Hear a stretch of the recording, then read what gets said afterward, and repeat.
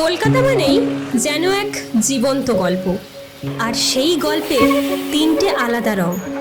College স্ট্রিটের রাস্তাঘাট, শহরের চিরচেনা যানজট, আর ময়দানের শান্ত বিকেল।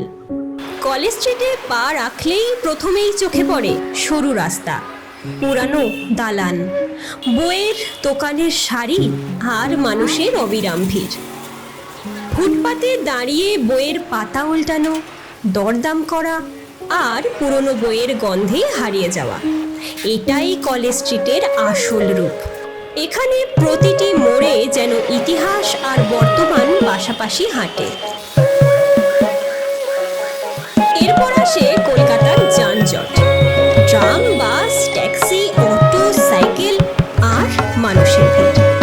সব মিলিয়ে শহরের রাস্তাগুলো সবসময়ই ব্যস্ত। সিগন্যালের লাল আলো, হর্নের শব্দ আর ধীর গতির চলাচল কলকাতার নিত্যদিনের ছবি। তবুও এই যানজটের মধ্যেও শহরের একটা নিজস্ব ছন্দ আছে, যা কলকাতাকে অন্য সব শহর থেকে আলাদা করে। আর দিনের শেষে যদি ময়দানে যান, তাহলে শহরের আরেক রূপ দেখবেন।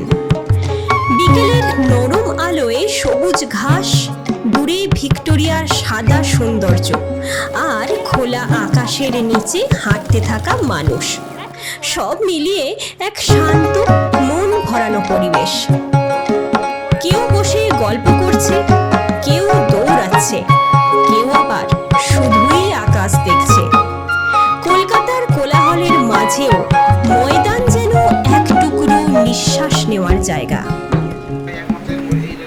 কলেজ স্ট্রিটের ব্যস্ততা, কলকাতার যানজট আর ময়দানের বিকেল, এই তিনে মিলে তৈরি হয় এক অনন্য কলকাতা। তাই শহরটাকে জানতে হলে শুধু দেখলেই হবে না, অনুভব করতে হবে।